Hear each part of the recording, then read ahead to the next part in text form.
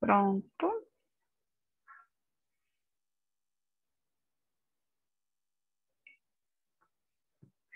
Bom, bom dia, gente.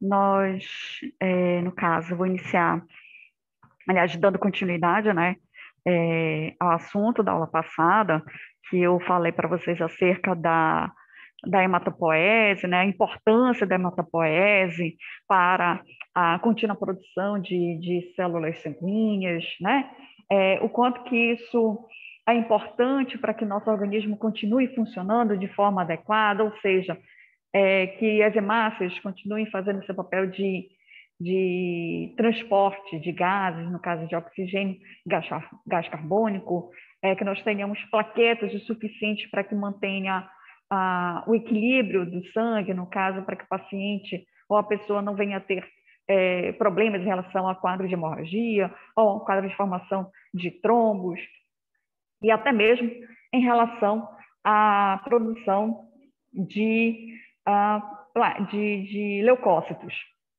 né? Em que essa produção de leucócitos ela também é importante para que mantenha justamente a questão das nossas células de defesa funcionando, tendo número adequado, para que o nosso organismo possa justamente combater qualquer tipo de qualquer presença ou qualquer entrada de corpo estranho no nosso organismo. Então, para que tudo isso se mantenha, ou para que tudo isso ocorra de forma adequada, então a gente precisa observar vários fatores que influenciam de forma positiva a contínua produção dessas células, que é justamente a presença de uma quantidade ou presença de um arcabouço, de uma estrutura, né, suficiente para a produção dessas células, no caso, a presença de uma medula óssea, mesmo vermelha, produtora dessas células sanguíneas, vários fatores que vão influenciar diretamente nessa produção, como o caso da presença de nutrientes, a própria estrutura medular para que tenha esse ambiente favorável, células, outros tipos de células como fibroblastos, que auxiliam na produção de fatores de crescimento, e que eu falei para vocês na última aula, que esses fatores, eles têm a função justamente de estimular essas células e direcionar essas células para a produção de compartimentos muito específicos, ou seja, na produção de hemácias, na produção de plaquetas, na produção de leucócitos, né? Então, todo esse ambiente, essa estrutura aí, ela acaba sendo crucial ou importantíssimo para que mantenha este ambiente propício para a produção dessas células sanguíneas. Então, a partir de agora, a gente vai começar a direcionar para grupos específicos dessas células sanguíneas. Então, aqui, dessa aula adiante, nós veremos tudo relacionado às hemácias. Desde o momento que tem a produção dessas células até a gente chegar nas principais patologias, que são as principais são as anemias. E aí nós temos vários tipos de anemias para poder analisar. Então, das hemácias, o que a gente precisa ver, de fato? De início, a gente precisa ver como é que se dá a produção dessas células. Então, como é que a gente sabe que tem hemácia? Para eu poder entender por que o paciente está apresentando um quadro de anemia, por exemplo. Então, aqui eu preciso checar como é que está a produção dessas células lá na medula óssea. Então, para eu poder observar isso, eu tenho que ver como é que está a eritropoese, ou seja, a produção de hemácias em si. Então, quando eu falo de produção de células sanguíneas e tudo mais, coloca para cá, pronto. Eu estou falando disso loucura aqui, tá? Então, observem, por exemplo, que eu tenho aqui uma célula precursora, que é a célula mieloide, e dela ela vai se ramificando em vários outros grupos, né? Então, desses outros grupos eu tenho o grupo dos monócitos, o grupo das plaquetas, o grupo desses outros tipos de leucócitos, e dentro desse grupo eu tenho justamente aqui a parte que me interessa de hoje, que é a produção de hemácias. Então, eu tenho aqui células bem diferenciadas que vão estar presentes lá na medula óssea vermelha, e aí, ao final, observar essa produção final que é a presença de hemácia, que é o que a gente observa no sangue periférico. Então, é isso aqui que eu vou falar para vocês hoje, sobre todo esse caminho aqui. Professora, eu vou precisar saber de todo esse caminho? Vai depender muito de caso a caso. Ou seja, vai depender muito do caso clínico ou do que você está observando no setor de hematologia, numa lâmina, por exemplo. Por que vocês precisam saber todo esse processo de produção ou de diferenciação celular para a produção de hemácias? Porque em algum momento na vida de vocês, ou até mesmo nos casos clínicos que eu for passar, o que vocês vão ver de fato? Vocês vão ver pacientes com algum quadro de anemia, e dependendo desse quadro de anemia, você vai ter que observar qual é o tipo de célula que vai estar predominante nesse quadro de anemia.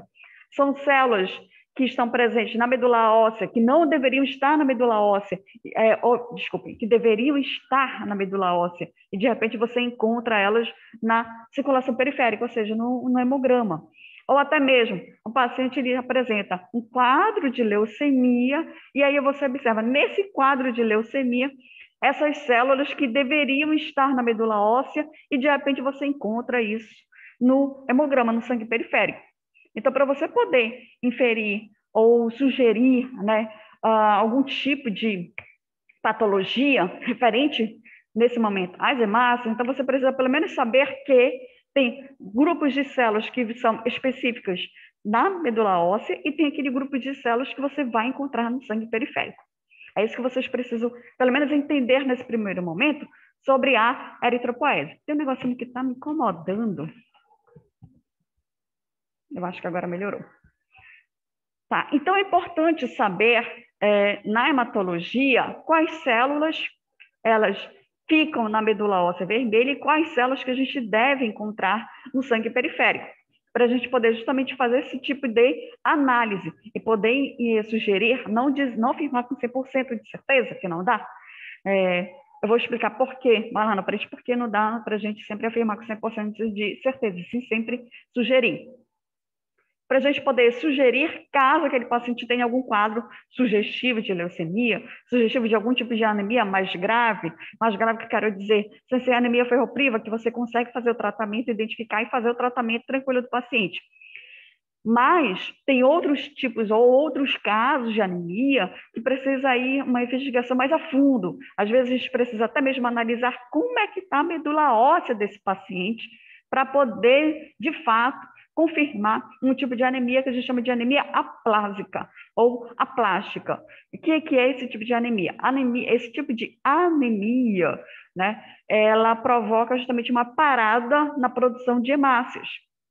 E a gente observa no paciente um quadro de anemia cada vez mais grave que a gente vai observando uma diminuição da quantidade de hemácias, uma diminuição da quantidade de hemoglobina.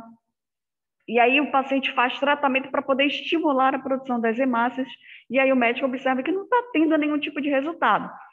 E aí o que ele pensa? Bom, vamos fazer um hemograma, né? Bora ver como é que está a resposta da medula óssea do paciente através do hemograma. E no hemograma não acusa, aliás, no hemograma acusa que tem alguma coisa de errado na produção de hemácias.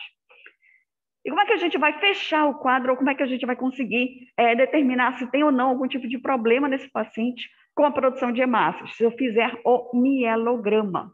O que seria esse exame? É um exame, mielograma.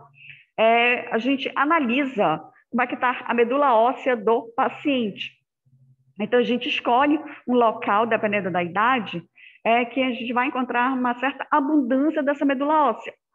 Nos adultos, a gente sempre utiliza o osso da bacia, tá? Como principal para a gente poder acessar essa medula óssea. E a gente acessa essa medula óssea, né? O paciente recebe uma anestesia e tudo mais, né? Para a gente poder perfurar o osso e tirar um pedacinho lá da medula óssea dele, medula óssea vermelha, e a gente poder analisar. E nessa análise, a gente vai observar justamente esses conjuntos dessas células aqui. Então, vou ver aqui mieloblasto, vou ver megacariócito, vou ver vários tipos diferentes de produção de hemácias, vou ver linfoblastos, mieloblastos, células mais precursoras, mais imaturas. Então, vou ver um conjunto diferente de células da medula óssea desse paciente. Só que a minha investigação não é ver todas essas células.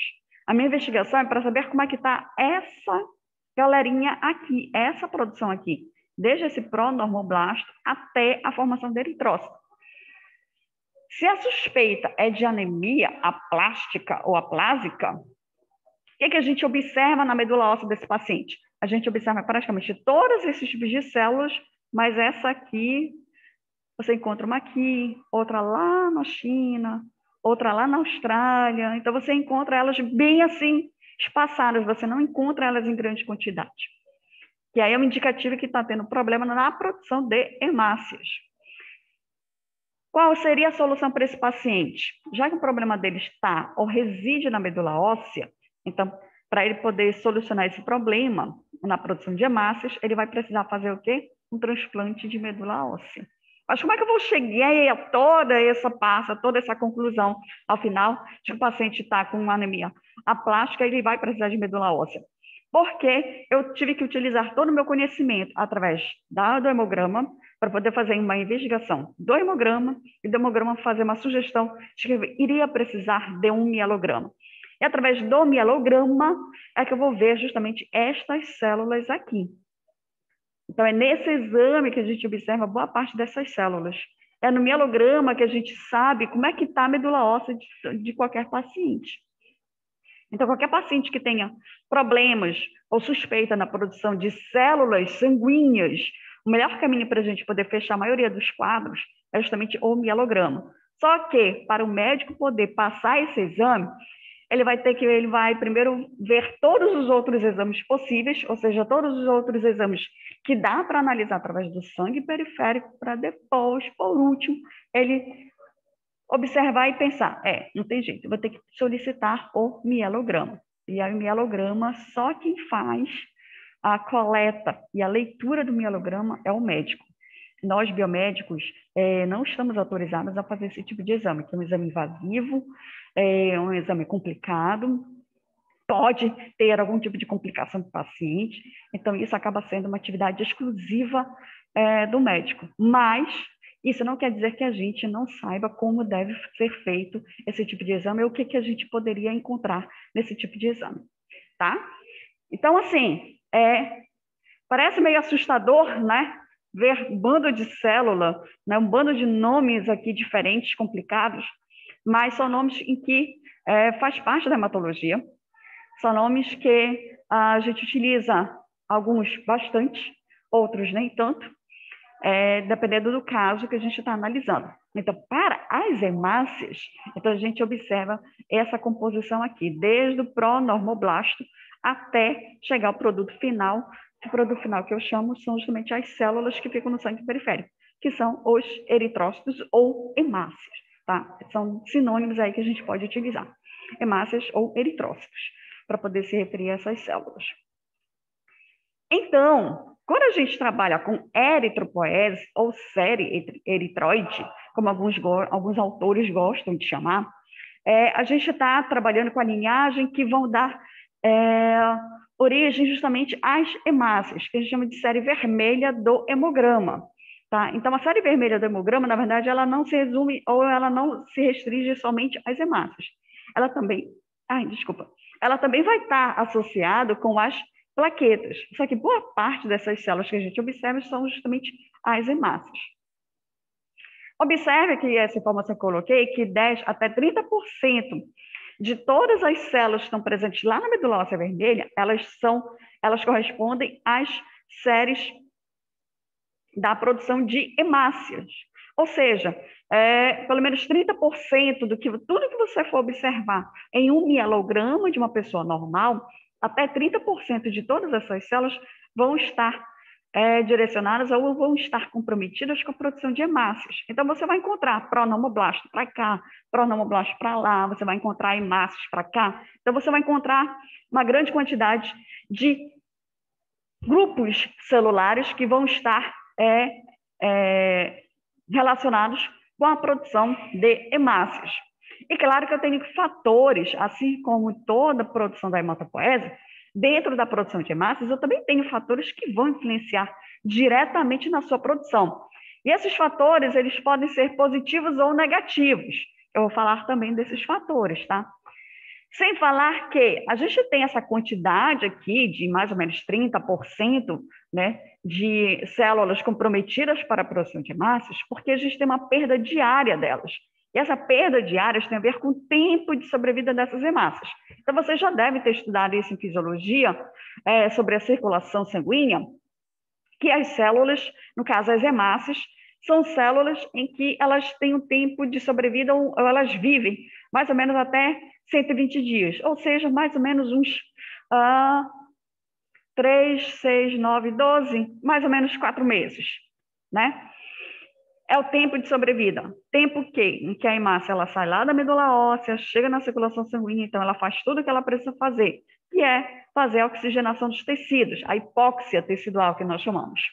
E aí, quando ela vai chegando lá no finalzinho do tempo de vida dela, quando vai chegando lá para os 110, 120 dias, mais ou menos, aí essa hemácia, que ela estava linda e maravilhosa, ela começa a perder um pouquinho a sua estrutura, o seu formatinho lindo de um disco bicôncavo, indicando que ela já está ficando já velhinha, que ela já não consegue mais fazer a oxigenação dos tecidos de forma tão competente como ela fazia lá no início da vida dela.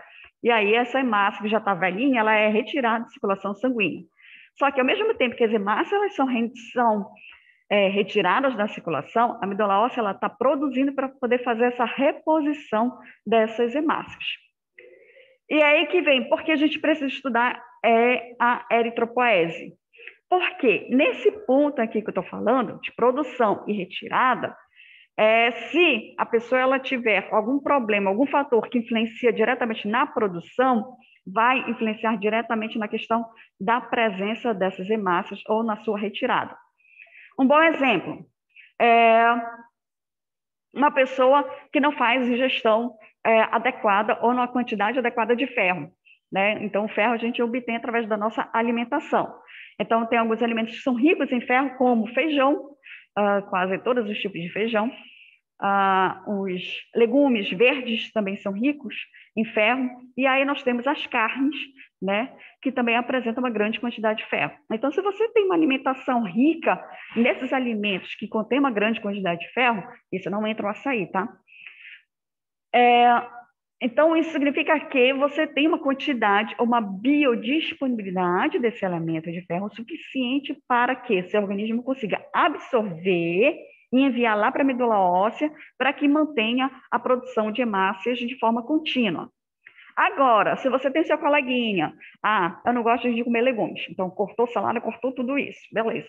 Eu não como carne vermelha, ok, beleza. O máximo é que a pessoa come um feijãozinho uma vez na semana, por exemplo, então ela já tem uma quantidade de ferro já muito mais baixa do que o outro coleguinha que come tudo isso. O que vai influenciar diretamente ou a longo prazo esse tipo de alimentação pobre em elementos do ferro? Vai influenciar diretamente na produção. Ou seja, se eu tenho uma baixa quantidade de ferro, então a produção de hemácias, que era para estar de forma contínua, ela vai começar a desacelerar. Porque ela fica esperando, gente, cadê o ferro? Ela espera.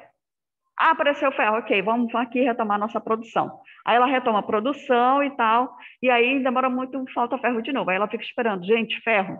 Então, é assim que a nossa medula, ou a produção das nossas hemácias, acaba respondendo. Se você tem uma grande quantidade de ferro, então a produção das suas hemácias, ela sempre está aqui, ó, contínua, acontecendo direto. Agora, se você tem uma quantidade de ferro que está muito baixa para a necessidade da produção de hemácias, então ela começa e depois ela vai começar a diminuir o ritmo, a velocidade de produção dessas hemácias. E aí o que acontece com o tempo?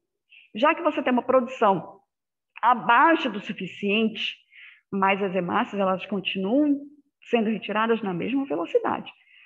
Ou seja, se você tem uma produção, por exemplo, deixa eu chutar aqui, tá? Não é isso. Digamos, é uma produção diária de 3 milhões de hemácias. Logo no início que você estava lindo e maravilhoso, comendo tudo que era coisa com ferro. 6 meses depois, você já diminuiu bastante, você não já está comendo quase nada que contém ferro.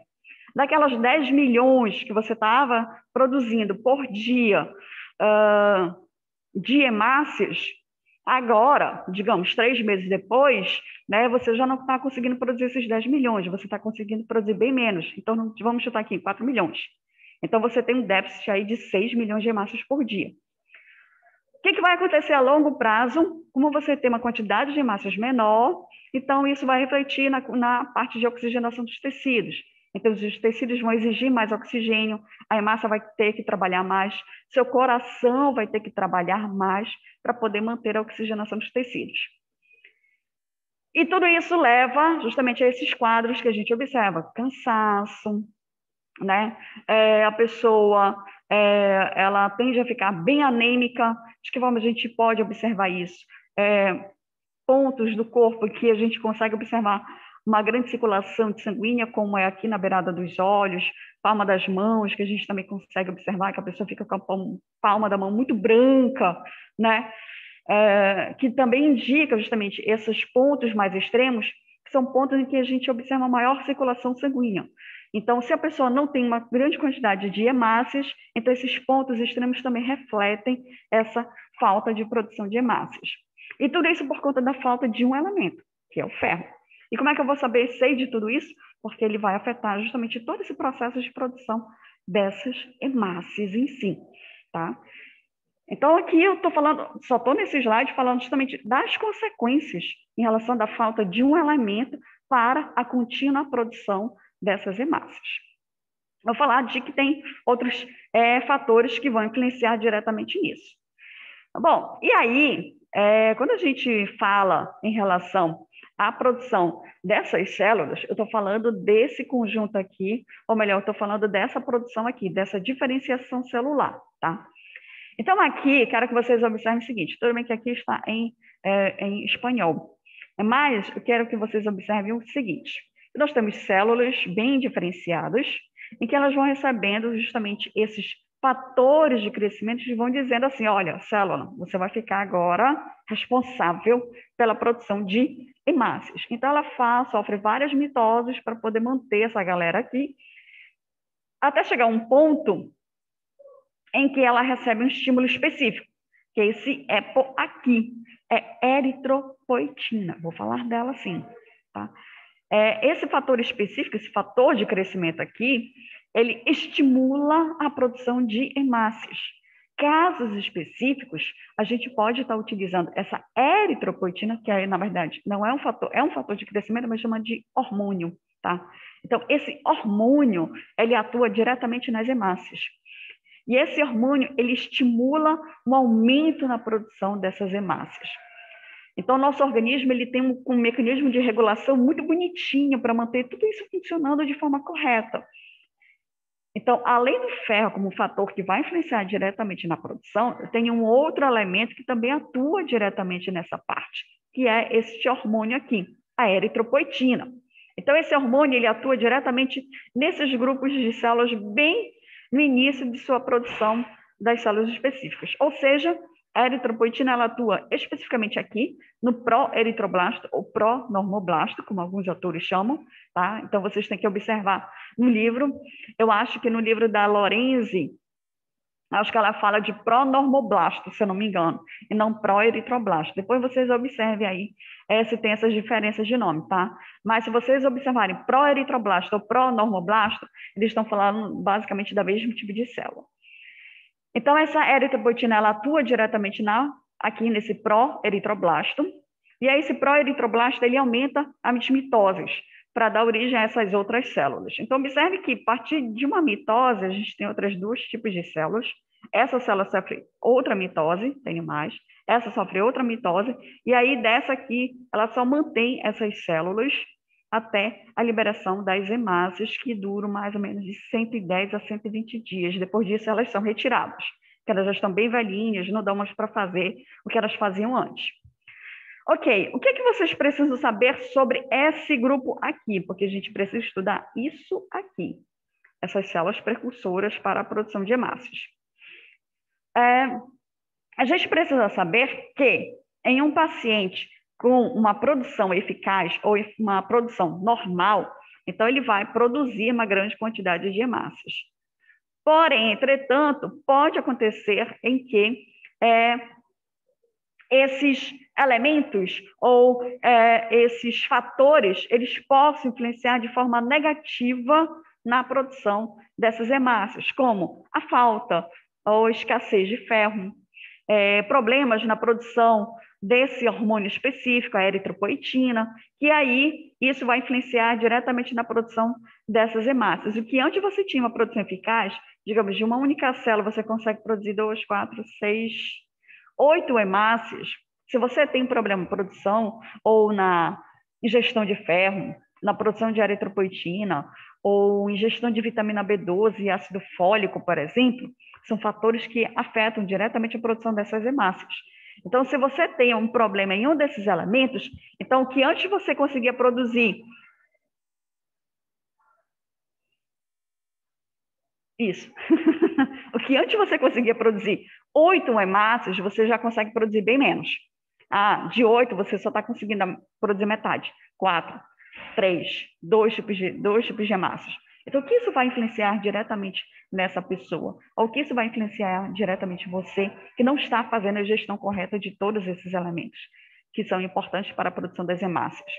Por isso que a gente precisa estudar, porque é nisso aqui que a gente vai observar. Isso aqui, as hemácias, já é o processo final. O que a gente precisa observar é o que está acontecendo bem aqui, lá na medula óssea. E aí eu preciso estudar os fatores que influenciam nessa produção aqui. Se é uma produção eficaz ou se é uma produção ineficaz. E essa produção ineficaz, ela acaba refletindo diretamente na quantidade de hemácias que são produzidas. Então, tem casos em que a disponibilidade vai estar um pouco baixa, tipo, não vai ter quase ferro, não vai ter quase vitamina B12 ou ácido fólico, e aí influencia diretamente na produção dessas hemácias. Ou algo pode estar levando em que eu preciso aumentar a produção de hemácias como resposta a alguma coisa. Isso pode acontecer casos em que a gente chama de eritropoese, que está aqui acelerada, em que eu tenho um aumento, por exemplo, na expressão ou na produção desse hormônio, em que ele aumenta demais a produção ou o estímulo na produção dessas células sanguíneas. Isso pode acontecer lá no rim, por exemplo, em que o rim detectou que não está tendo uma quantidade de células sanguíneas suficiente para poder oxigenar os tecidos. E aí o rim ele dá uma resposta. Qual a resposta? Vou aumentar a produção de eritropoetina, que é um hormônio, para ver se aumenta lá na medula óssea a produção dessas células. E é isso que a gente observa desse conjunto, desses fatores. Parece complicado, não é, gente? É um pouquinho complicado agora no início, viu? Mas eu acredito que aos poucos vai entrando uma coisinha aqui, outra coisinha colar e tal. E talvez ajude a entrar melhor todas essas informações quando eu passar o caso clínico, que aí você vai ter que procurar o porquê disso, o porquê daquilo, né? Então, eu espero, né, que entre alguma coisa na cabecinha de vocês. Tá? Então, esses conjuntos dessas células, a gente precisa saber que existe todos esses tipos de células e que, em determinadas situações, a gente pode encontrar essas células aqui que deveriam estar lá na medula óssea vermelha, a gente pode encontrar no sangue periférico. Que é o caso, por exemplo, desse eritroblasto ortocromático. Eu tenho uma lâmina que mostra justamente este tipo de célula aqui, eritroblasto ortocromático, que a gente observa um núcleo bem pequenininho. Vocês lembram que hemácias não tem núcleo, né? Vocês lembram desse pequeno detalhe? Assim eu espero, tá? Então, observem que essas células, elas começam com um núcleo, e aí o núcleo ele vai diminuindo até ele ser expulso da célula, e aí quando ele é expulso da célula, a gente tem justamente a hemácia. E eu vou mostrar para vocês, através dessa maturação celular, o que acontece com o núcleo, o que acontece com a hemácia, o que acontece com a célula, o que acontece com a produção de hemoglobina, para vocês terem uma ideia. Tá? Então, aqui, por exemplo, dos fatores da eritropoese, eu falei de todos eles, né? Eu falei sobre o ferro e tal, não sei o quê. Então, só vou reforçar a importância desses fatores. Então, cada um desses fatores, eles vão ter um papel positivo ou um papel negativo na produção dessas células sanguíneas. Então, por exemplo, a eritropoetina, que é um hormônio, esse hormônio ele produzindo lá no rim. Qual é a sacada dele ser produzido lá no rim? Qual é o papel do rim, gente? Vocês lembram disso, de fisiologia? O rim, ele faz o quê? Ele faz a filtração do sangue, né? Já que ele tem esse papel primordial de filtração do sangue, o que ao mesmo tempo ele consegue detectar nessa filtração? Quantidade de hemácias. Então, se o rim está fazendo o papel de filtração e ele está detectando que não tem quase hemácia presente, o que vai acontecer com esse rim? Ele vai identificar que não tem quase hemácia e ele vai ser estimulado a produzir este hormônio, a eritropoetina. Então, a eritropoetina sai de lá do rim e vai até a medula óssea, chegando lá nas hemácias, dizendo: ei, hemácias, acorda aí. Olha, aumenta aí a sua produção aí de hemácias, porque lá no rim a gente está detectando que não tem quase, viu? Está tendo problema aí de oxigenação, tá? Então, aí a eritropoetina estimula, aumentando a produção dessas hemácias.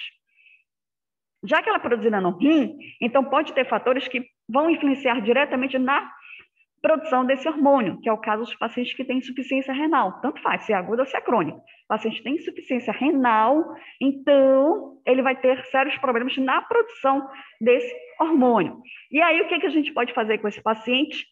Além de identificar que ele está com problemas na produção dessas hemácias, o médico ele vai passar uma eritropoetina para ele poder ser, deixa eu ver, eu acho, se não me engano, ela é injetável, para poder suprir essa necessidade. Ou seja, de suprir justamente a necessidade que o rim deveria estar realizando, que era filtrar o sangue, identificar uma diminuição da quantidade de hemácias. Tá? Então, é esse o papel da eritropoetina. Qual é o outro fator que também influencia diretamente? Vitamina B12 e folatos ou ácido fólico. Qual é o papel desses dois componentes aqui? Então, eles são importantíssimos para a síntese ou para a produção de DNA. Como assim? A gente não tem quantidade de hemoglobina? Pois é, a hemoglobina ela é uma proteína. Então, quem faz a produção dessas proteínas? A gente precisa de núcleo, né? Então, a gente precisa de todo aquele passo a passo. Eu preciso do núcleo, então, dentro do núcleo, eu preciso do quê? DNA. DNA eu tenho preciso do quê? De RNA mensageiro. Para poder aumentar a produção de hemoglobina, então, vou precisar de uma grande quantidade de RNA mensageiro. E aí, como é que eu vou conseguir fazer esse aumento de RNA mensageiro? Se eu tiver vitamina B12 e ácido fólico na quantidade suficiente. Se não, o que vai acontecer? Eu vou ter uma produção ineficaz na parte da produção de hemoglobina. Ele é também importante, essa vitamina B12 e ácido fólico, na regulação do tamanho dessa hemácia. Então, eu vou mostrar para vocês que pessoas que têm problemas na absorção de vitamina B12, por exemplo, a pessoa que ela tem gastrite. Tanto faz se é gastrite nervosa ou se foi um problema em relação à gastrite com a parte da alimentação, mas a pessoa ela tem gastrite. Então, tem como a gente saber se a pessoa está iniciando uma gastrite através do hemograma.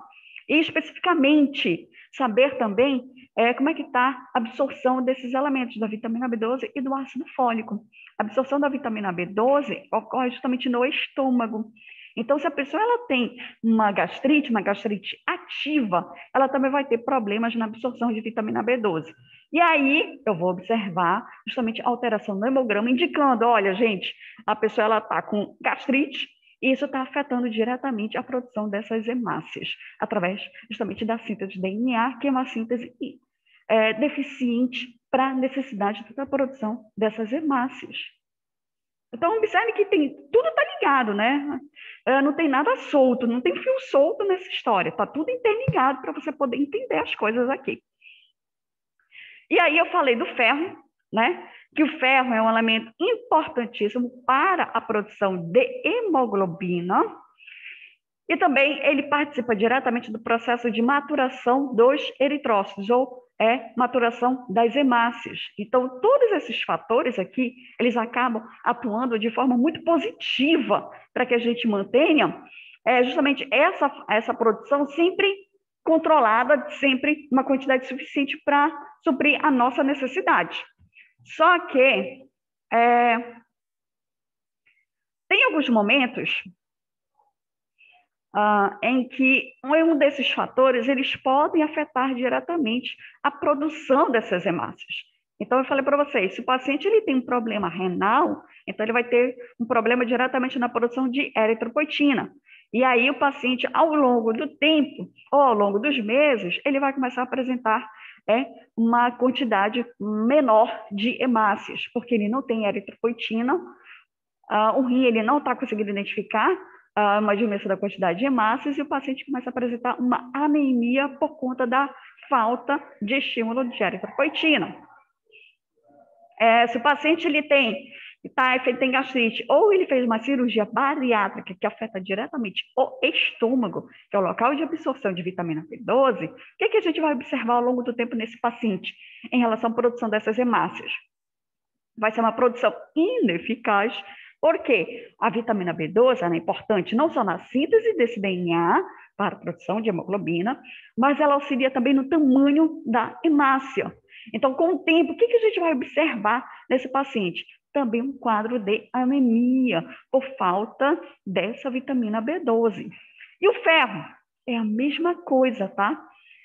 Se eu tenho um paciente que não está ingerindo uma quantidade suficiente de ferro, eu também vou ter problemas na produção de hemoglobina diretamente. E aí a hemácia, que era para sair linda e maravilhosa, ela começa a ter uma lacuna aqui no meio dela, indicando, olha, está faltando hemoglobina. E dependendo da quantidade de ferro, ou dependendo da insuficiência de ferro, a quantidade de hemoglobina pode ser uma quantidade muito baixa, que pode levar justamente à morte por conta da falta de hemoglobina. E qual é o papel da hemoglobina? Oxigenar os tecidos. Tá? Então, observem que todos esses fatores, ou seja, esses 1, 2, 3, 4 elementos, eles influenciam de forma positiva ou de forma negativa na produção dessas hemácias. E olha, eu nem comecei a falar sobre as células, eu estou falando desses fatores. Por quê?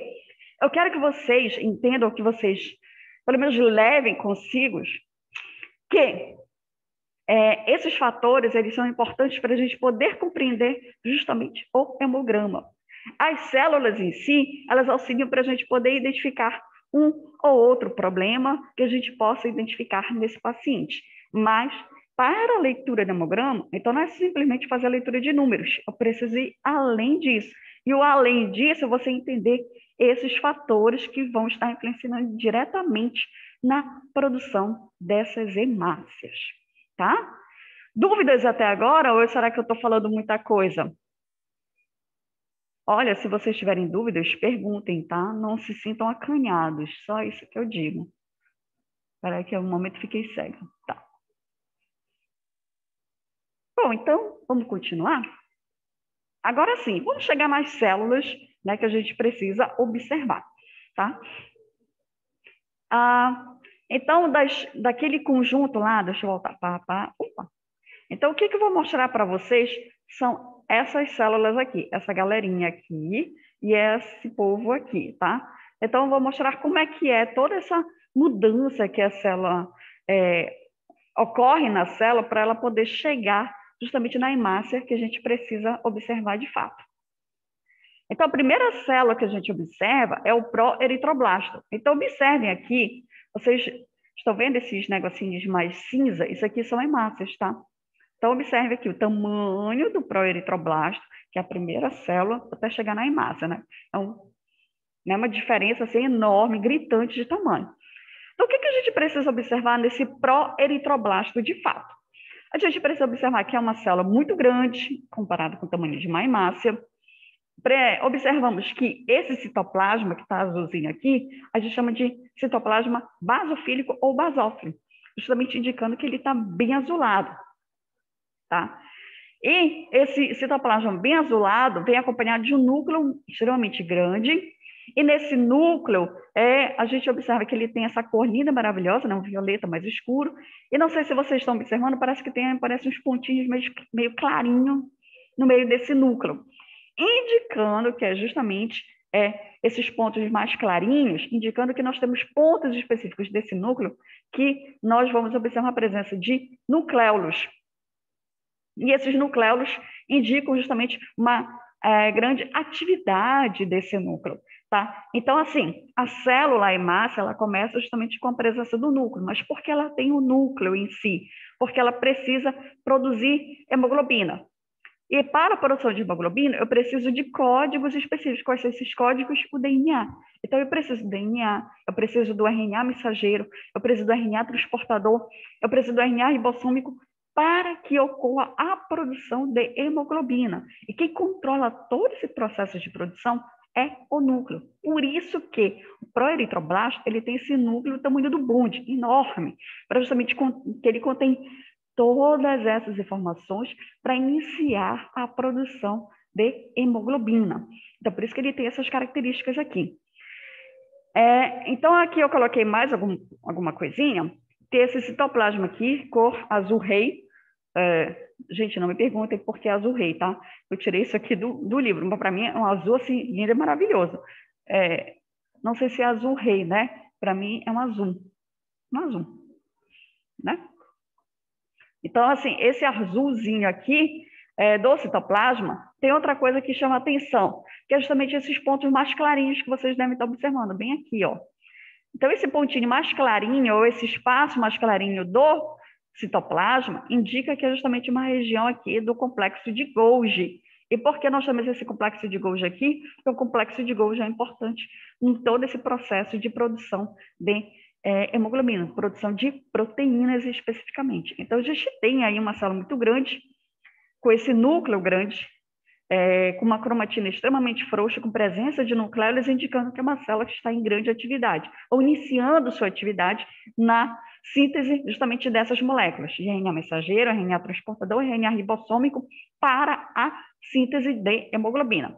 E é nessa célula também, especificamente, em que eu vou observar a atuação direta da eritropoetina, do hormônio. Então, o hormônio ele atua diretamente nesta célula para aumentar justamente a produção de hemácias. Uma outra célula que a eritropoetina também atua especificamente é essa outra aqui, né, que é o normoblasto ou eritroblasto basofílico. Observe que ele já é um pouco diferente da célula anterior. Então, a célula anterior, a gente observou o quê? Que o citoplasma estava bem azul, um azul bem escuro, lindo, e nessa célula aqui, esse azul já está ficando um pouquinho mais claro. O que eu acho que a gente observava, um núcleo bem grande, né? Ele parece estar um pouquinho menor. O que isso significa, de fato? Que a partir desse ponto, né, já está iniciando toda a preparação para a produção de hemoglobina. Aqui ainda não tenho produção de hemoglobina. O que é que a célula está fazendo de fato? Ela está se preparando. De que forma? Ela está produzindo uma grande quantidade de RNA mensageiro, uma grande quantidade de RNA transportador, uma grande quantidade de RNA ribossômico, para que tenha uma quantidade suficiente para poder justamente iniciar o processo de produção da hemoglobina. Então, aqui, a gente já começa a observar o início de uma condensação do núcleo, ou seja, o núcleo está diminuindo seu tamanho para dar espaço a essas outras moléculas que precisam de espaço para a produção, se preparando, no caso, para a produção de hemoglobina. Nessa outra célula, observem, né, que o núcleo ele já está bem diferente das outras duas. Então, nessa aqui a gente tem um núcleo já um pouquinho mais condensado. Naquela anterior, a gente já tem um núcleo já bem frouxo, uma cromatina bem frouxa. Então, a partir daqui, a cromatina ela começa a ficar já mais condensada, mais densa. Aqui ela já está bem condensada mesmo, né? Mas ainda significa que ainda tem uma certa atividade este núcleo, ou seja, ainda está produzindo aqui uma quantidade suficiente dessas moléculas, desses RNAs, se preparando para o aumento da produção de hemoglobina. Então, observem que, à medida que a célula ela vai maturando, que a gente pode dizer assim, que ela vai sofrendo esse processo de maturação, então ela sofre essas mudanças. O que antes era uma célula muito grande, com cromatina muito frouxa, né, um núcleo muito grande, então aos poucos ela vai o quê? Diminuindo o seu tamanho. E ela vai diminuir esse tamanho para justamente comportar a quantidade de moléculas para iniciar a produção justamente da hemoglobina. Então, observe que aqui, no eritroblasto policromático, que nós vamos observar o início da produção dessas hemoglobinas, que a gente chama de um nome bem específico, hemoglobinização. Ai, meu Deus, preciso gravar isso? Não, precisa gravar o seguinte, que à medida que a célula ela vai se modificando, ou seja, ela vai sofrendo esse processo de maturação, o que a gente observa nesse processo? Que antes a célula, que ela era deste tamanho, o núcleo deste tamanho, ela vai o quê? Diminuindo o seu tamanho e o núcleo. para poder indicar que ela está se preparando para a produção de hemoglobina. E o início da produção dessa hemoglobina começa justamente aqui, neste tipo de célula, eritroblasto policromático. E aí a gente chega na outra célula. Oi, diga. Ela vai diminuindo o tamanho para formar um núcleo, é isso? Não entendi essa parte, vamos lá. O que acontece com a célula, tá? Eu então mostrei aqui que ela é uma célula enorme, né? E aí o que acontece com essa célula? A hemácia, ela não é desse tamanhão, né? É uma hemácia bem pequenininha. Pode comparar o tamanhinho dela, né? Enorme, comparado aqui com essa hemácia que está mais assim, acinzentada aqui. Então observe que é um tamanho assim discrepante, enorme. Para ela poder sair desse tamanhão e chegar no tamanho de uma hemácia, então ela precisa diminuir o seu núcleo e ela também precisa diminuir o seu tamanho. E é o que acontece com essas células. Então, uma célula grandona, num citoplasma desse tamanho, um núcleo desse tamanho, o que acontece com essa célula? Ela vai diminuindo o núcleo, ou seja, ela vai condensando o núcleo, e ao mesmo tempo que ela vai condensando o núcleo, o tamanho dessa célula, que era deste tamanho aqui, também vai, aos poucos, acompanhando essa diminuição do tamanho do núcleo. Deu para entender? Sim, agora deu, obrigada. De nada. Tá? Então é Professora? isso que a gente... Oi, diga. Então, à medida que a célula ela vai maturando, tipo, ela vai produzir hemoglobina e depois se transformar na hemácia, é isso? Isso, exatamente. Lembra que a hemácia ela não tem núcleo. Então, o que a gente observa de núcleo na produção dessas hemácias são essas células que estão presentes lá na medula óssea. Quando chega lá no sangue periférico, a hemácia em si, a gente não observa núcleo. Mas, por que ela tem esse núcleo? Porque ela precisa produzir justamente a hemoglobina. E toda a informação para a produção da hemoglobina está onde? No núcleo. E o núcleo tem o quê? DNA. Então, a informação para a produção da hemoglobina está presente no DNA, que está no núcleo. Olha só a loucura, né? E aí, para que a hemácia ela possa executar o processo de oxigenação dos tecidos, ela não pode ter núcleo, porque o núcleo ele ocupa um espaço considerável da hemácia. Então, por isso, a hemácia faz toda essa preparação para ela poder dizer, olha, já consegui produzir uma quantidade de RNA suficiente. Agora eu vou diminuir meu tamanho aqui, porque eu preciso dar lugar justamente à produção dessa hemoglobina, já que a proteína é massa, e massa ocupa espaço dentro da célula. Então, é por isso que a gente observa, nesse processo de maturação, toda essa transformação, né, de uma célula grande, do núcleo grande, que aos poucos ele vai, diminuindo até chegar no tamanho ideal, que é o tamanho da hemácia, tá? Tá. E aí a gente chega neste tipo de célula aqui, que é o eritroblasto ortocromático. O que tem de especial nessa célula? Nessa célula aqui, o núcleo, observem aqui, está mostrando essas duas setinhas, mas eu tenho aqui, tenho esse aqui. Observe que o núcleo, você consegue observar o quê? O negócio é redondo, azul, bem escuro, né? Dizendo justamente o quê? Que o núcleo que ele tinha de papel para ser executado já foi, que era a produção desses RNAs para a produção de hemoglobina. Então, ele já alcançou um nível máximo, né, de produção desse RNA mensageiro. Então, ele já condensou o máximo. Então, ele já está num tamanho bem pequenininho. Nesse ponto aqui, o que acontece com esse núcleo? Ele é jogado fora. É o que a gente chama de picnose, que é justamente a expulsão do núcleo no interior da célula.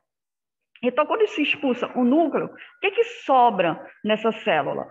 Sobra o citoplasma. E esse citoplasma, ele está rico desse material. Então, ele está rico de RNAs. Ele está uma grande quantidade de complexo de Golgi, uma grande quantidade de ribossomos, para justamente aumentar a produção de hemoglobina e formar essa massa de hemoglobina, que é importante para a oxigenação dos tecidos. E aí eu chamo a atenção para essa célula pelo fato de que, em alguns casos, em análise de alguns hemogramas, a gente pode encontrar este tipo de célula, esse eritroblasto ortocromático. E quando eu encontro esta célula que deveria estar lá na medula óssea e está aqui no sangue periférico, Então, significa que tem alguma coisa de errado acontecendo na produção dessas hemácias. O quê? Aí eu preciso ver o seguinte, que pode estar acontecendo um processo de destruição. Como assim a hemácia está sendo destruída de alguma forma?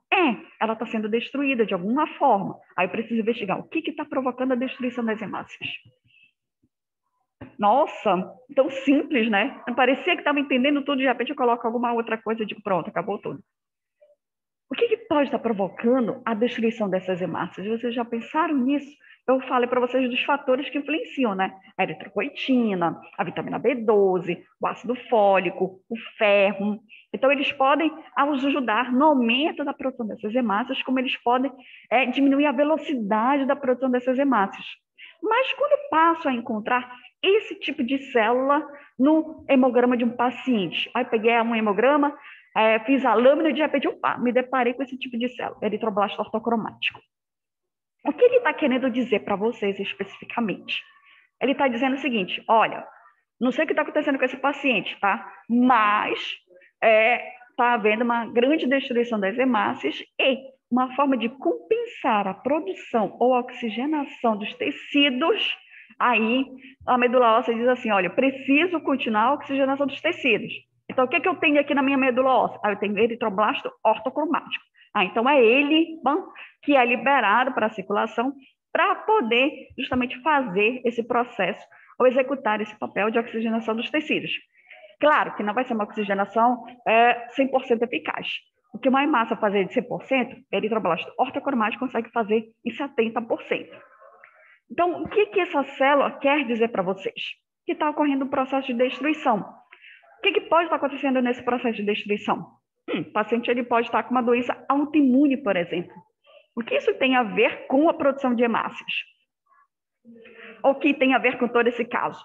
Bom, se você está à frente de uma pessoa que tem uma doença autoimune, como lúpus eritematoso sistêmico, o que acontece com esta doença especificamente? Ela produz anticorpos contra qualquer tecido. Então, ela pode produzir anticorpos contra os rins, pode produzir anticorpos contra o pulmão, contra, deixa eu ver, o intestino, o estômago, né, o próprio coração. Então, é uma doença que ela acaba atacando o próprio organismo na produção desses anticorpos. Um desses tecidos afetados é justamente a medula óssea, especificamente as hemácias. Então, não se sabe exatamente por quê, mas alguns pacientes com lúpus acabam produzindo anticorpos contra as hemácias. E aí, o que acontece? As hemácias, elas são destruídas pelo nosso organismo. Dependendo da velocidade de destruição, às vezes a velocidade de destruição está nesse ponto, e o processo de produção está bem aqui. Então, eu tenho aqui um déficit, está tendo mais destruição do que produção de hemácias para poder justamente equiparar esse processo aqui. Se eu estou vendo esse desnível, né, está tendo mais destruição do que produção, então o que o nosso organismo faz? Eu preciso de oxigênio, né? Meu cérebro precisa de oxigênio. Quem é que faz esse processo? As hemácias. Só que eu não tenho hemácia suficiente para fazer a oxigenação do cérebro. Então, o que a gente faz para poder compensar essa produção ou essa oxigenação? Então vou lançar eritroblasto ortocromático para a circulação sanguínea para ver se eu consigo equilibrar aqui essa produção ou essa oxigenação dos meus tecidos, especificamente o cérebro. Então, essa célula, além de indicar no estudo da eritropoese, né, da produção dessas hemácias, de que ela é importantíssima para o processo de hemoglobinização ou produção de hemoglobina, aqui a produção de hemoglobina está na velocidade máxima. Tá? Ao mesmo tempo, se a gente observar em um hemograma de um paciente, ele vai estar indicando isso para a gente. Por isso que eu disse, é importante a gente saber todo esse processo, sim, porque ele acaba nos indicando vários caminhos ou vários tipos de interpretações que a gente pode ter ao final. Ou seja, peguei um hemograma, eu estou vendo hemácias normais, mas eu estou vendo essas células também, ou seja, esses eritroblastos ortocromáticos, então está indicando que está havendo uma destruição em grande quantidade dessas hemácias. E uma forma de responder ou de compensar a oxigenação dos tecidos é liberando esse tipo de célula na circulação sanguínea. Só que comparando a eficácia dela com a hemácia na oxigenação, a hemácia acaba ganhando assim de lavada em relação ao eritroblasto ortocromático. Mas é indicativo para a gente que está analisando o hemograma, que está analisando aquela amostra daquele paciente, de que está havendo um processo de destruição das hemácias. Por isso que eu disse que é importante a gente saber todo esse processo de produção, essas células, porque elas acabam nos indicando várias coisas ao mesmo tempo em relação a esse paciente. Tá certo?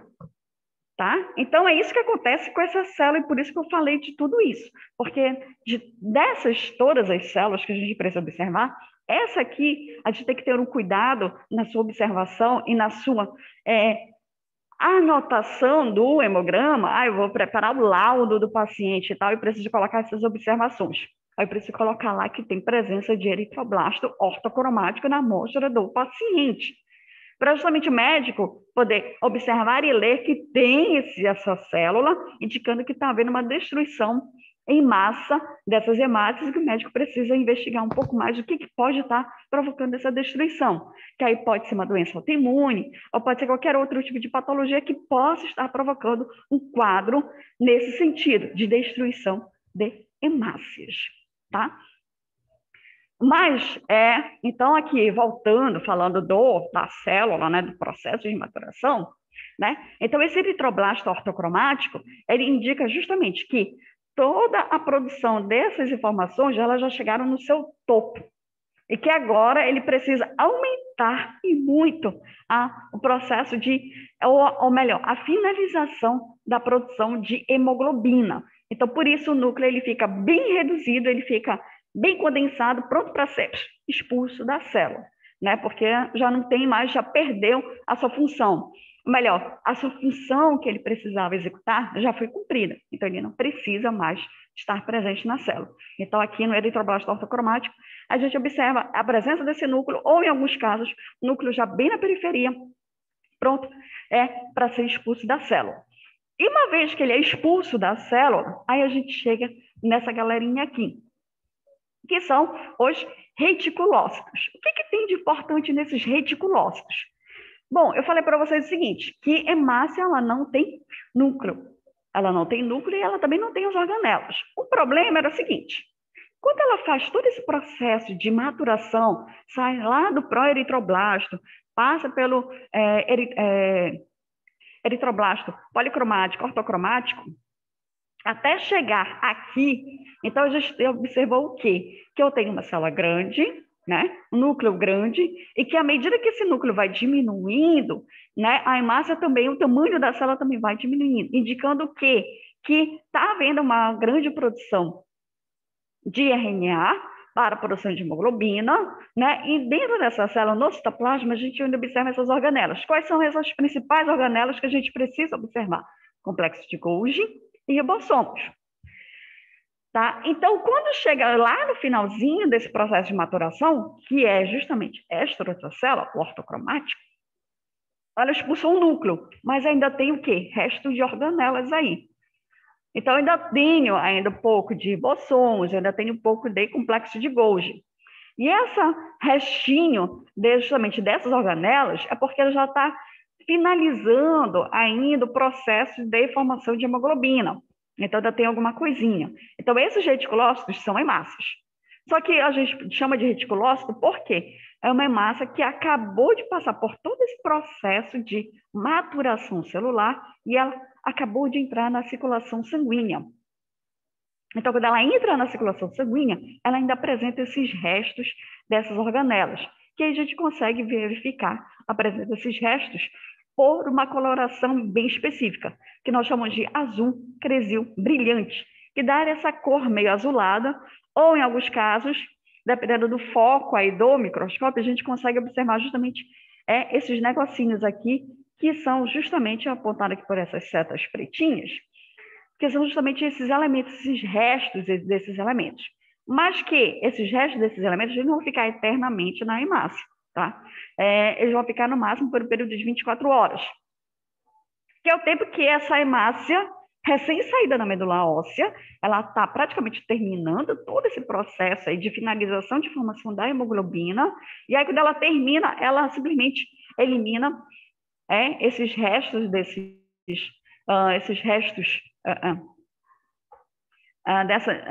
de complexo de Golgi, de ribossomos, para ela poder ficar exclusivamente ou unicamente presença de hemoglobina, tá? Então, o reticulócito é uma célula que acabou de sair da medula óssea vermelha, entrou na circulação sanguínea, e a gente chama de reticulócito porque ela tem resto de organela. E esses restos, eles ficam por um período de 24 horas, só isso. Terminou essas 24 horas, a gente pode chamar que é hemácia puramente, tá?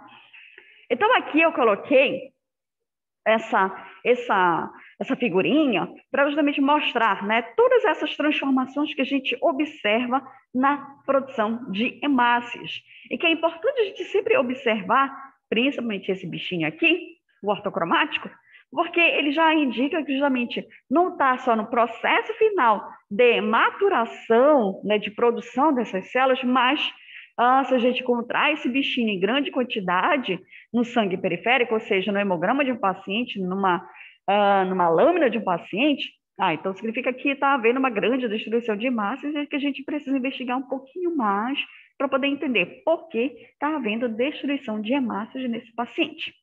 Tá? Então, aqui eu tenho, olha só, o proeritroblasto, né, aquela primeira célula grandona, né, com núcleo deste tamanho, indicando justamente que ela tem todo esse tamanho porque ela tem uma alta atividade metabólica e ela está cheia dessas organelas, cheia de ribossomos, cheia de complexo de Golgi. E aí ela aumenta bastante a produção, justamente a síntese desses RNAs.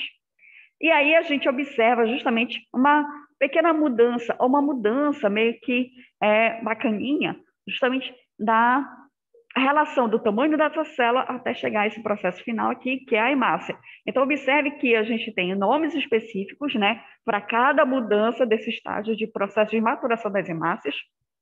Mas, o que eu quero que vocês entendam desse processo todo?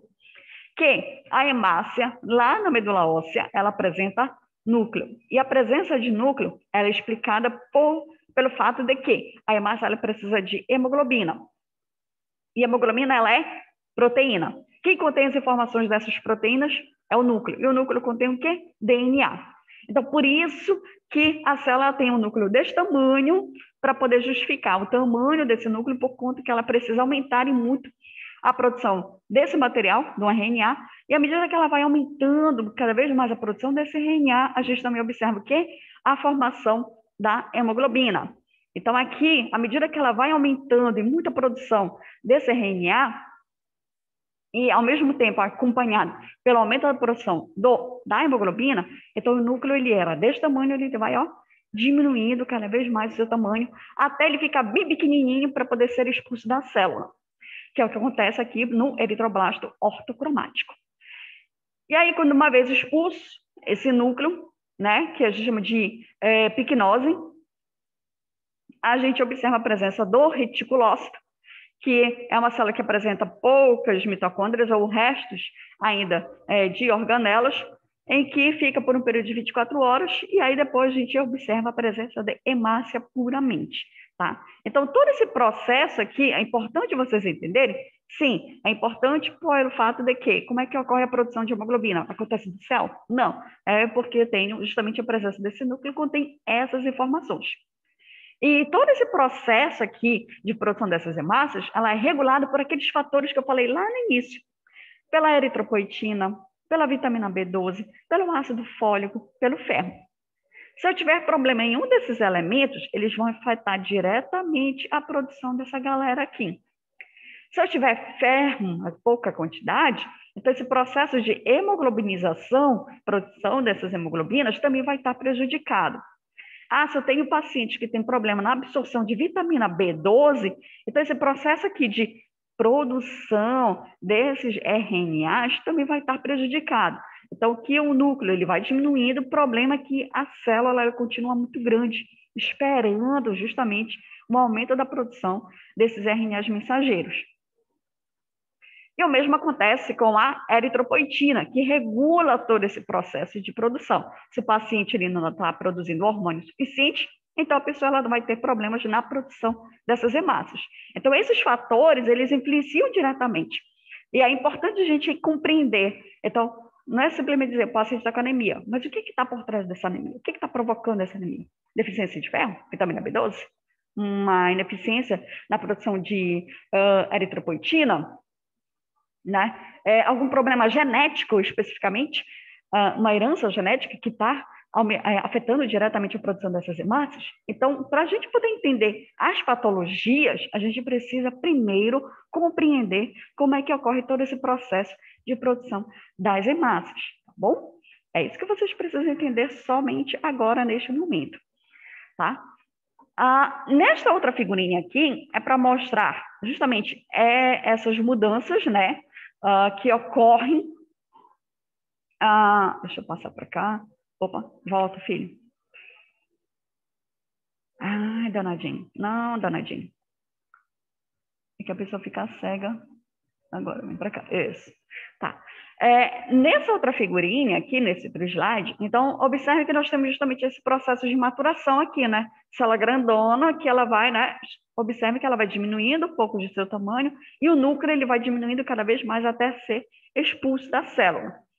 Se vocês observarem, bem aqui ele diz, entre a mudança de uma célula para outra, ou seja, de proeritroblasto, por exemplo, até o eritroblasto basofílico, demora em torno de 20 horas, né, para mudar de uma célula para outra, para fazer esse processo de maturação.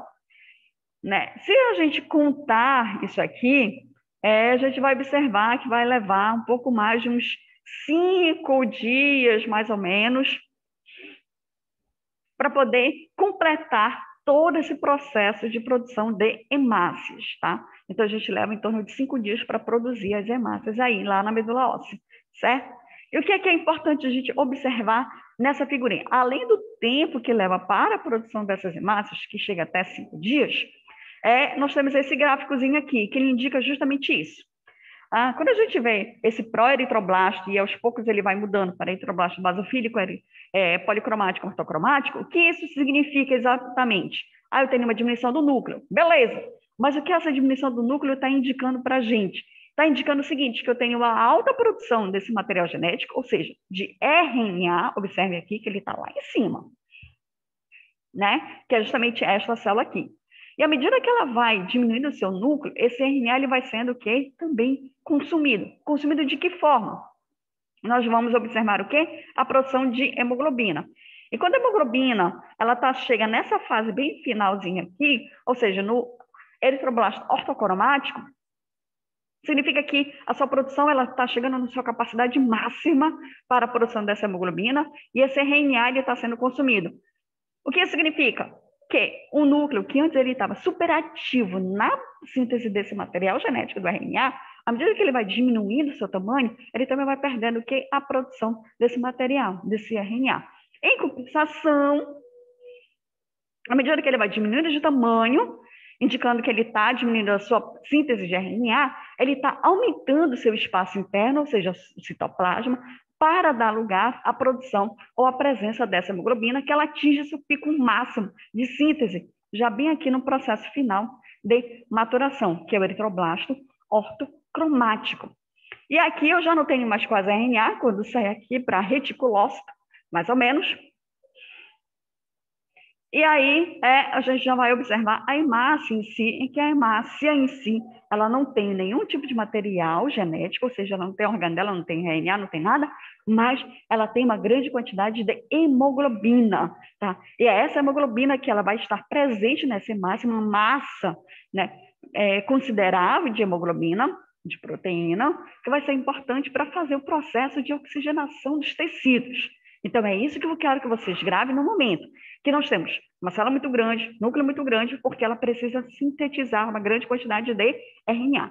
E à medida que esse núcleo vai diminuindo, essa síntese de RNA ela também vai diminuindo, até chegar um ponto que não tem mais síntese de RNA, porque não tem mais núcleo, não tem mais organela. Mas no lugar, em compensação, nós temos uma grande quantidade de hemoglobina, que ela é importantíssima para oxigenar os nossos tecidos. Tá certo? Precisei falar de toda essa historinha para vocês poderem, pelo menos, levar essa informação aqui, mais ou menos daqui até, sei lá, o final do curso. né? Quando vocês vão precisar dessa informação, que chegarem lá no 7º semestre, que vocês vão precisar fazer essa combinação dessas informações com hemograma, com análise do hemograma dos pacientes que nós atendemos por lá. Então, gente, da eritropoese, tá? Ou eritropoiese, né? O que são as principais características que a gente precisava observar, de fato? Então, aqui, nós precisamos lembrar que as células precursoras, ou seja, o proeritroblasto, até mais ou menos o eritroblasto ortocromático, né, são células que têm um tamanho mais ou menos arredondado, né? Os núcleos também são arredondados. Apesar deles irem diminuindo de tamanho, eles mantêm esse núcleo, esse formato meio arredondado. E o que nos chama a atenção é o seguinte: se você está vendo o citoplasma basofílico, ou seja, aquele citoplasma bem azulado, né, significa que esse citoplasma azulado tem uma grande quantidade de RNA. Então, se vocês observarem, aliás, se vocês conseguiram observar, deixa eu voltar aqui o bichinho. Então, observe o citoplasma aqui bem azulado. Então, se esse citoplasma está mega azulado nessa célula, então significa que tem uma grande quantidade de RNA. À medida que esse azulado ele vai ficando azulado assim mais clarinho, né? Significa que esse RNA está sendo substituído por hemoglobina. Observe, olha só, então azulado já bem clarinho, e aqui eu tenho a hemácia em si, que ela não está azulada, ela está o quê? Avermelhada. Então, essa cor meio avermelhada, a gente chama de citoplasma acidófilo. Então, esse citoplasma mais avermelhado significa que essa hemácia ela já tem uma quantidade considerável de hemoglobina, até chegar à quantidade mesmo que ela precisa ter para poder circular no nosso organismo, no nosso corpo. E aí, o que a gente precisa tirar como característica principal de tudo isso? É que esses elementos nucleados, ou seja, todas aquelas células que estavam apresentando núcleo, elas ficam exclusivamente na medula óssea vermelha. Se eu observar a presença de uma ou mais dessas células que eram para ficar na medula óssea no sangue periférico, então significa que está tendo algum problema na produção dessas hemácias. Aí a gente precisa investigar o porquê que eu estou vendo um eritroblasto ortocromático, porque eu estou vendo um eritroblasto policromático, né? Então eu preciso um proeritroblasto, um eritroblasto. Então eu preciso observar a presença dessas células, que a gente considera células mais jovens, que apresentam núcleo no sangue periférico, e tentar entender por que elas estão no sangue periférico, porque eu estou observando isso em um hemograma de paciente. E o que isso representa para esse paciente, e o que eu posso ajudar na elucidação desse caso, dessa investigação. Então, o biomédico, ele não só entende tudo, ele acaba virando CSI, né? Porque ele precisa investigar exatamente o que está provocando esse tipo de alteração no paciente. Então, essa é a grande sacada de a gente poder entender ou estudar a fase de produção dessas hemácias, porque, afinal, a gente precisa entender por que eu estou vendo essas alterações ou por que eu estou vendo essas células no sangue periférico. O que está acontecendo com o paciente, para a gente poder observar isso. Certo? E aí eu preciso ainda falar mais um pouquinho. Vocês têm dúvidas sobre essa parte da eritropoese? Vocês entenderam pelo menos uma pequena parte dela? Ou do tipo, vocês estão coçando a cabeça dizendo: onde é que eu fui amarrar meu cachorro nessa história? Se tiverem dúvidas, perguntem, viu? Não se sintam acanhados. É que Deus está dando a entender um pouco. Tá? Então, por isso que a gente precisa estudar, ou pelo menos tentar entender por que eu tenho esses outros tipos de células para poder compreender os hemogramas. Tudo isso que eu estou falando é porque a gente precisa compreender hemograma. Então, eu sempre falo que hemograma não é só você fazer a leitura dos números, né? Você precisa entender o que está por trás desses números. Por que o paciente está com anemia? Precisa entender que fator pode estar influenciando diretamente na anemia desse paciente. É um fator nutricional, é um fator de alguma outra patologia que está provocando esse tipo de alteração. Então, a gente precisa começar realmente, de fato, a treinar esse raciocínio que eu digo que esse raciocínio ele não é fácil, a gente não pega assim da noite para o dia, né? A gente precisa treinar bastante para poder ter mais ou menos uma ideia. Eu acho que é isso aqui. E vocês acham assim, então um profissional que ele está lá no campo de trabalho, que ele está trabalhando no laboratório, ele já sabe de tudo. Não, vira e mexe, acontece alguma coisa que a gente, opa, peraí, eu ainda não vi isso. O que está acontecendo? Aí a gente precisa investigar mais um pouco para poder entender algumas alterações que a gente acaba observando na prática laboratorial, tá? Mas a base para poder entender essas alterações, ela reside justamente aqui, entender como ocorrem a produção dessas hemácias. E aí eu venho da parte da citologia, porque tem alguns formatinhos de hemácias, algum tipo de morfologia, que acaba sendo interessante, porque a gente acaba observando essas morfologias, de vez em grande quantidade, que pode ser indicativo até mesmo de certos tipos de patologias, tá? Então, aqui, por exemplo, eu coloquei aqui as hemácias, que vocês podem ver como eritrócitos. Em alguns casos, isso acontece muito em aparelho, ele coloca como glóbulos vermelhos, tá? Todos esses são sinônimos, estão falando da mesma coisa. Então, eu coloquei aqui que a origem, ou melhor, a produção dessas células se dá lá na medula óssea vermelha. O tempo, mais ou menos, de formação dessas células pode chegar a 7 dias, mas geralmente é de 5 dias, mas pode chegar a 7 dias. A vida média dessas células é de 110 a 120 dias, ou seja, a cada 120 dias a gente vai estar renovando as nossas hemácias. O formatinho que ela apresenta natural é esse formato que a gente chama de disco bicôncavo, aquele formato meio arredondado que a gente observa das hemácias. A sua função primordial é de transporte de oxigênio, por isso que eu falo de oxigenação dos tecidos. Quem faz a oxigenação é justamente as hemácias. E aí nós temos o seguinte: diferenças de quantidade de hemácias, tanto para homem quanto para mulher, tá? Aqui eu estou falando homem e mulher, pessoas a partir dos seus 10, 11 anos de idade, que começam a produzir essa quantidade de hemácias. E aí essa produção se mantém até chegar na terceira idade, em torno dos 60 anos, é quando a gente observa uma queda gradativa da produção dessas hemácias justificada, né? Eu tenho essa queda na produção dessas hemácias porque nós temos o quê? Uma diminuição também da quantidade de medula óssea vermelha responsável pela sua produção.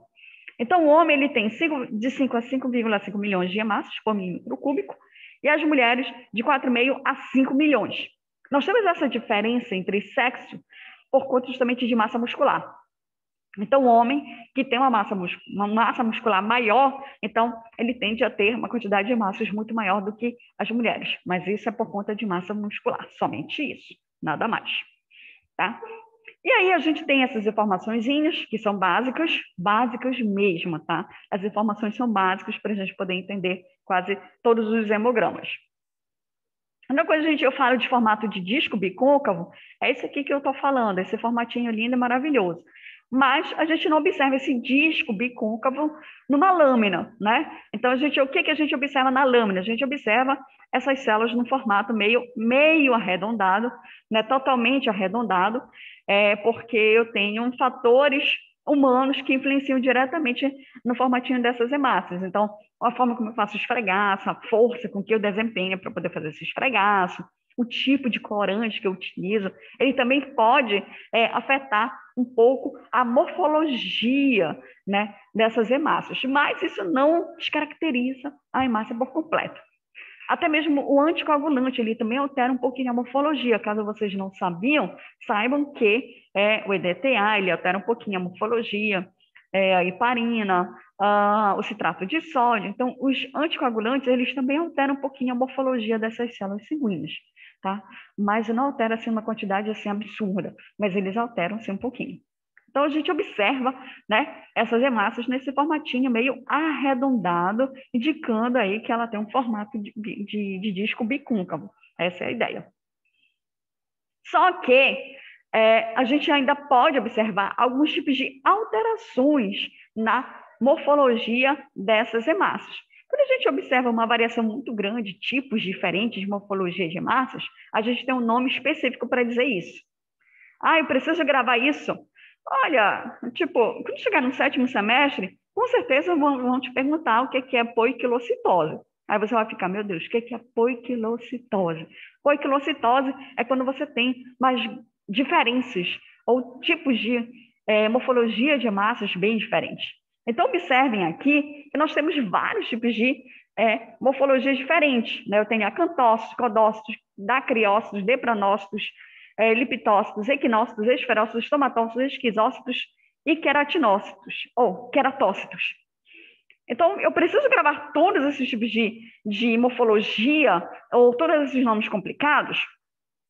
Olha, sendo bem sincera, tem alguns tipos de morfologia que elas são bem comuns da gente encontrar no nosso dia a dia. E essas morfologias mais comuns é que vocês precisam, pelo menos, ter uma ideia nesse primeiro momento. Até porque eu vou mostrar algumas lâminas que vão ter morfologias de hemácias bem diferentes, e é que vocês vão ter que olhar e identificar qual é qual aí, tá?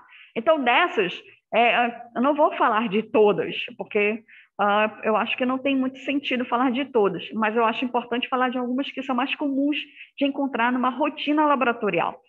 Mas, caso você encontre duas formas diferentes, por exemplo, codócito, que é uma célula em alvo, para o dacriócito, que é uma célula em formato de gotinha, hemácia em forma de gotinha, né? Muito, agora período de vacina, né? Gotinha e tal. Então, se eu encontro numa lâmina dois tipos de morfologias diferentes, então eu já estou à frente de que a gente chama de poiquilocitose. Professora, eu preciso colocar isso, por exemplo, no laudo do hemograma? Precisa. Tudo que você observar numa lâmina de um paciente precisa constar no laudo. Porque essa informaçãozinha que para você pode ser, mas é algo banal, a gente encontra. Para o médico que está fazendo aquela investigação, ela pode ser determinante para poder passar um tratamento ou até mesmo identificar uma patologia que antes estava passando desapercebida para aquele médico. Tá? Então, todas as observações, todas as alterações que a gente observar no hemograma, é importante a gente colocar isso no laudo, para justamente auxiliar no diagnóstico e no tratamento desse paciente. Então, dessas alterações, a primeira que eu preciso mostrar para vocês é justamente os codócitos. Então, observem que os codócitos são essas células, parece célula em alvo, né? Ela tem essa morfologia, porque nesse pontinho aqui, eu tenho uma concentração de hemoglobina, concentração ou precipitação, que a gente fala. E aí, isso pode estar diretamente ou não ligado, por exemplo, a casos de talassemia. Tá? Então, boa parte dos pacientes que apresentam esse tipo de alteração genética, eu vou falar sobre esse tipo de doença, a talassemia. Então, esses pacientes que apresentam talassemia, eles apresentam em suas lâminas uma grande quantidade desse tipo de célula. Só que o codócito dele não é específico, exclusivo de talassemia. Eu posso encontrar em pacientes com deficiência de ferro, paciente que está com anemia ferropênica, né? Doença hepática, então problema no fígado pode provocar esse tipo de alteração. Paciente que fez a retirada do baço pós-esplenectomia, também posso observar essas alterações de morfologia de hemácia. Mas eu olhei na lâmina, identifiquei, tem codócito aqui, coloca que você viu um codócito, tá? Aí você precisa colocar presença de codócitos na lâmina. Aí você precisa colocar isso na observação do laudo. Mas também pode acontecer de que o excesso de umidade na lâmina, você não secou a lâmina direito e você fez esfregar assim mesmo, então ela pode também alterar a morfologia e você pode estar vendo um codócito. Ou tem excesso de EDTA. O que isso quer dizer? O tubinho lá, está lá dizendo 3,5 ml de sangue. Aí só tinha 1 ml. Mais ou menos, 1 ml de sangue. O que esse 1 ml de sangue vai representar? Uma alteração que, na verdade, você vai observar a presença de codócito, mas que não está ligado a nenhum tipo de patologia. E sim, porque você teve uma diferença aí, em pouca quantidade de sangue, e o EDTA, ele acaba alterando a morfologia. Então, isso é o que a gente chama de artefato. Então, a gente precisa ter cuidado na hora de identificar esse presença de codócito, observar, será que tem já um histórico nesse paciente? Ou foi um erro no processo de coleta ou de execução do esfregaço que está provocando o aparecimento desse tipo de elemento, esse tipo de morfologia? Mas, quero que vocês saibam que boa parte dessas morfologias, ou melhor, dos cadócitos, estão relacionados justamente quando a gente encontra em grande quantidade mesmo, que não tem nenhum desses outros fatores, eles estão relacionados a esses tipos de patologias.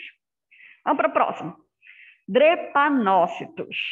Observem os drepanócitos aqui, que são células ou hemácias, que tem esse formatinho mais assim, como posso dizer, mais compridinho, né? Espécie de um charutinho.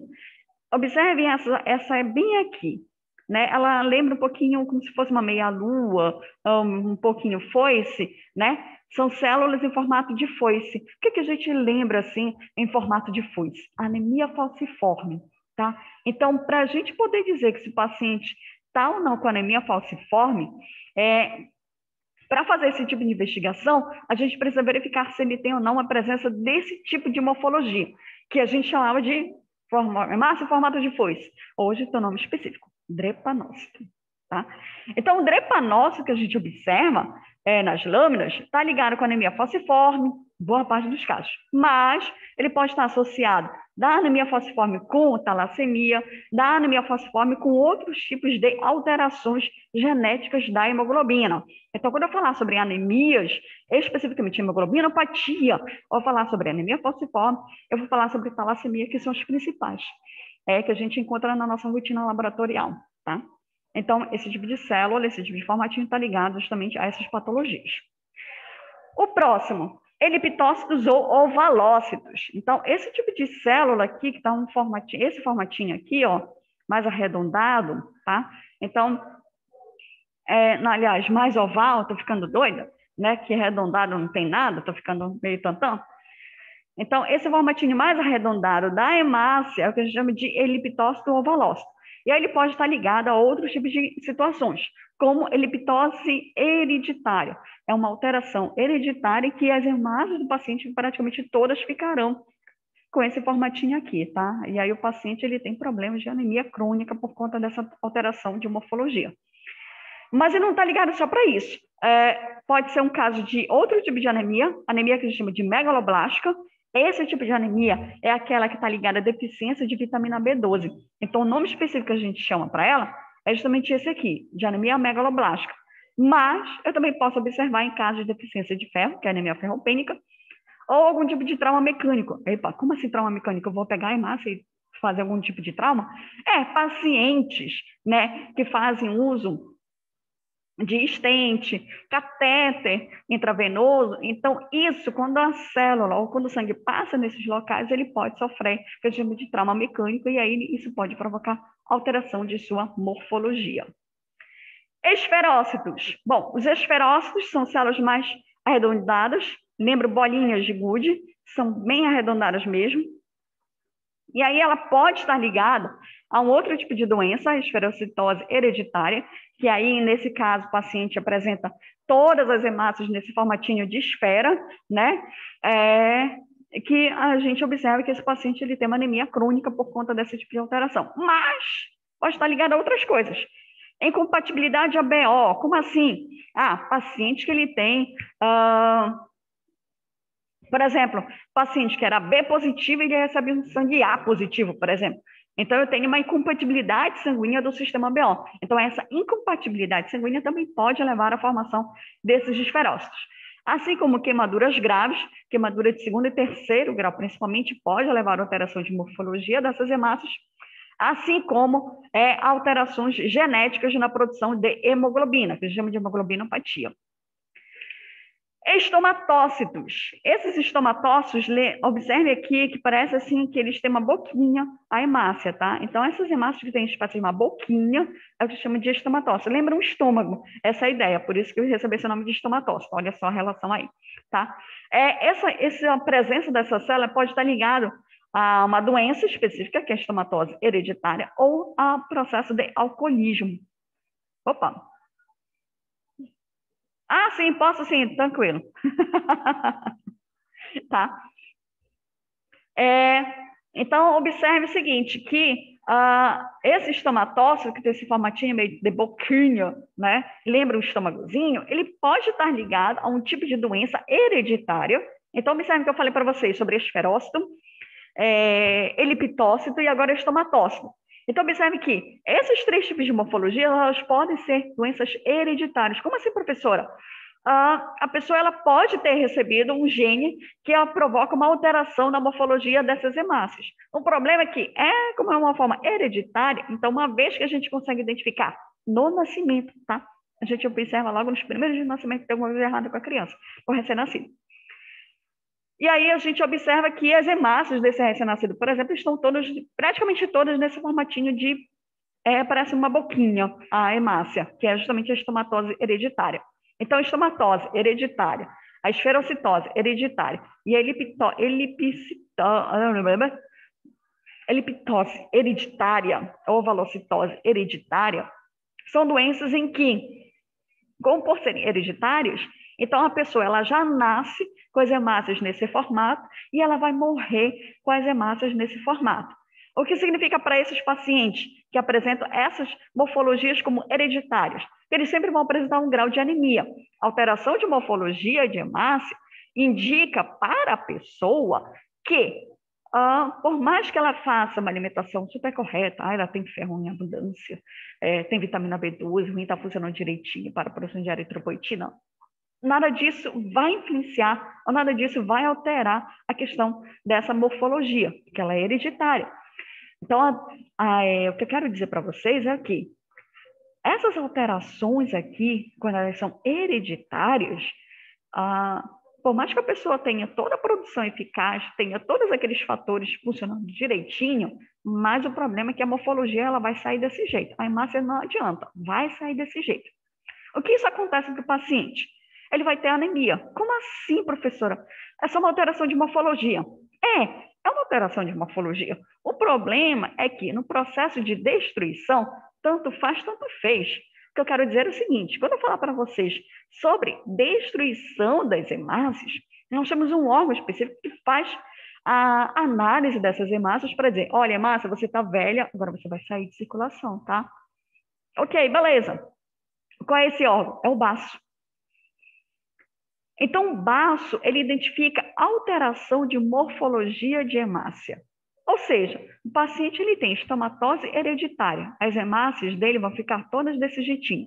Elas vão circular tudo direitinho, vão fazer oxigenação dos tecidos e tudo mais, porque essa é uma alteração de morfologia. Mas, quando ela chegar lá no baço, o baço vai ler, fazer a varredura dessa célula e vai dizer, epa, ei, célula, tem uma alteração aqui que eu não estou gostando, não. Eu vou te tirar de circulação para que seja substituída por uma célula bem melhor. Então, como a pessoa tem uma doença hereditária, o baço ele consegue fazer o quê? A capacidade de retirar boa parte dessas hemácias. E aí eu entro naquele processo que eu falei lá no início, um aumento da destruição e a produção, ela não está sendo capaz de acompanhar esse processo de destruição. Então, está tendo mais destruição do que produção. E aí, o que o paciente apresenta? Anemia. E aí, professor, o que acontece com esse paciente? A gente acompanha. Se o processo de produção de destruição for muito grande, ou seja, se o baço começar a retirar ali enlouquecido essas hemácias, ou o baço que antes era desse tamanho, ele vai começar o quê? Aumentar de tamanho. O que acontece com o baço? Se ele aumentar muito de tamanho, o baço pode romper. E se romper o baço, o que vai acontecer com o organismo? O que vai acontecer com esse paciente? Se houver uma ruptura desse órgão? Vai ter hemorragia interna, né, gente? E aí, essa hemorragia interna é o que a gente não quer que aconteça com os pacientes, quando apresentam essas doenças hereditárias. O que acontece com a anemia falciforme, é o que acontece com o paciente que tem talassemia, é o que apresenta essas morfologias hereditárias. Então, com o tempo, o que vai acontecer mais ou menos com esses pacientes? O baço vai começar a aumentar e aí a gente vai precisar indicar isso. Olha, a gente está indicando que está tendo mais destruição do que produção. O paciente está com anemia que não consegue resolver. Aí o médico vai analisar, o que o médico vai dizer? Olha, infelizmente, vamos ter que retirar o baço. Aí, retirando o baço, eu evito que o paciente tenha quadro de anemia, mas eu tenho outras consequências em relação à retirada do baço. Então, por isso que estudar hematologia, assim, a teoria, ela parece ser, meu Deus do céu, um bicho de 7 cabeças. No início mas depois, quando você começa a entender o porquê disso, o porquê daquilo, porque você está vendo essas alterações, o que isso vai provocar essas alterações médio, ou a curto, a médio e a longo prazo nesse paciente? Isso significa uma melhora da sobrevida dele? Ou será que o médico vai ter que fazer algum tipo de intervenção para poder melhorar mais essa sobrevida? Será que essa alteração ela está sendo benéfica ou maléfica para esse paciente? Ela está tendo algum tipo de prejuízo na vida dele, na qualidade de vida? Se tiver, então o médico ele vai ter que fazer algum tipo de intervenção para poder melhorar a qualidade de vida. Por isso que a gente precisa estudar todas essas alterações, porque elas podem nos indicar ou pode indicar para o médico justamente esse tipo de análise, que aí ele vai poder fazer um prognóstico, se é um prognóstico positivo ou se vai ser um prognóstico negativo para este paciente. Certo? E aí eu acho que eu preciso falar de mais essa e mais uma outra, para a gente só finalizar hoje, para a gente poder falar de outra coisa na próxima aula. Além dessa doença hereditária, eu também observo a morfologia em processos de alcoolismo. Então, aqueles pacientes que são etilistas crônicos, tá? Que é o alcoolismo crônico, o que isso acontece? O álcool, o abuso de álcool, ele leva justamente a alteração na mucosa do intestino. Então, observe, eu tenho alteração na mucosa do intestino. Do intestino, já está ficando, do estômago. O que essa alteração do estômago tem a ver com o álcool? O álcool, ele destrói a mucosa, né? Ele destrói a mucosa do estômago desse paciente. O que isso tem a ver com essa morfologia que eu estou mostrando para vocês? Tudo.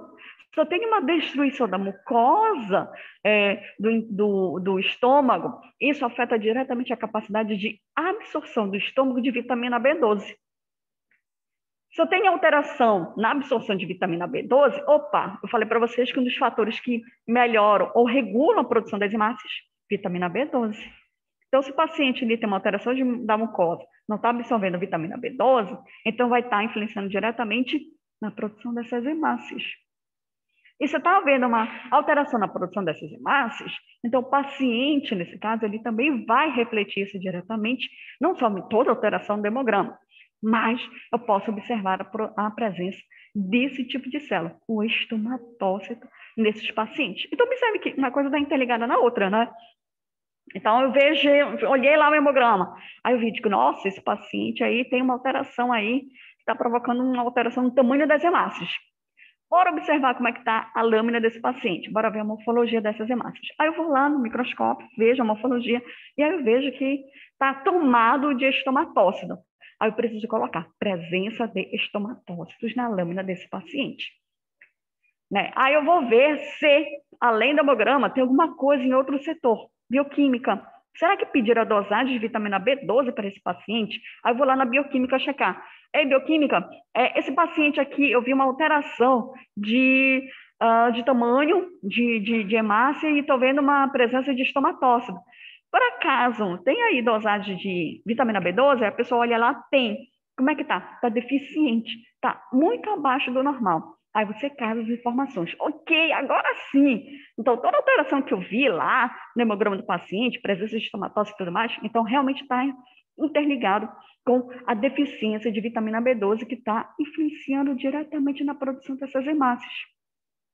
Então, observe que a gente consegue fazer essas ligações, esses links, para poder entender um hemograma, uma alteração só, tá? É uma alteraçãozinha que eu tenho que fazer todo esse raciocínio para poder entender por que eu estou vendo esse tipo de alteração, o que essa alteração representa para esse paciente, ou o que a gente pode colocar como, lá na nossa anotação, como sugestivo, para que isso possa auxiliar o médico a poder passar um tratamento mais adequado para esse paciente, tá? E aí eu coloquei, para finalizar, esses artefatos, tá? Então, eu tenho alguns tipos de medicamentos que podem provocar esse tipo de alteração. Então, tá? Boa parte deles é causado basicamente por esses dois tipos de casos. Certo, gente?